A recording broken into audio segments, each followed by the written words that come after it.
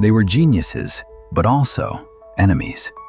If Leonardo da Vinci and Michelangelo lived in the present, would they cooperate like Steve Jobs and Wozniak, or fight like McGregor and Mayweather? The Renaissance was not just a golden age of art.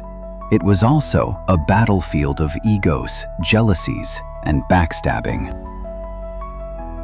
Can genius coexist, or is competition the fire that creates masterpieces? Imagine Florence in the early 1500s. Two names ruled the city like giants. Leonardo da Vinci, elegant, mysterious, already famous, and Michelangelo, fiery, young, sculptor of the David. They weren't friends, they were rivals, deadly rivals. In 1504, the city set up the ultimate showdown. Two giant battle murals, Leonardo on one wall, Michelangelo on the other.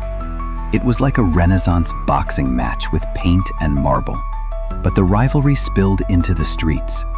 One day, Michelangelo mocked Leonardo in public for failing to finish his giant horse statue.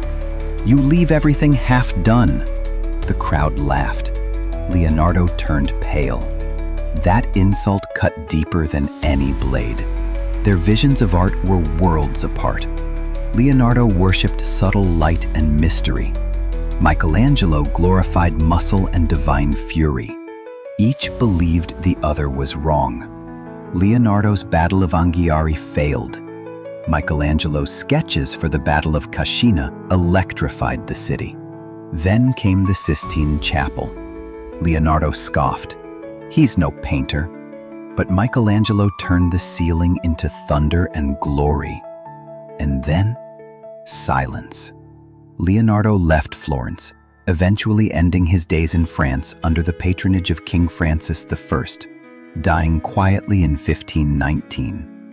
Michelangelo stayed, grumbling, carving, painting, outliving his rival by decades. And by the time he died at nearly 90, he was practically worshipped as a god of art. But here's the cruel irony.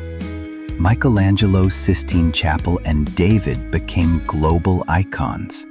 Yet Leonardo's Mona Lisa is the single most famous image on Earth. Two enemies, forever locked in a duel, even centuries later. Genius, yes, but enemies too. So what do we make of them? Here's the twist. They hated each other, but their rivalry made them greater. Leonardo gave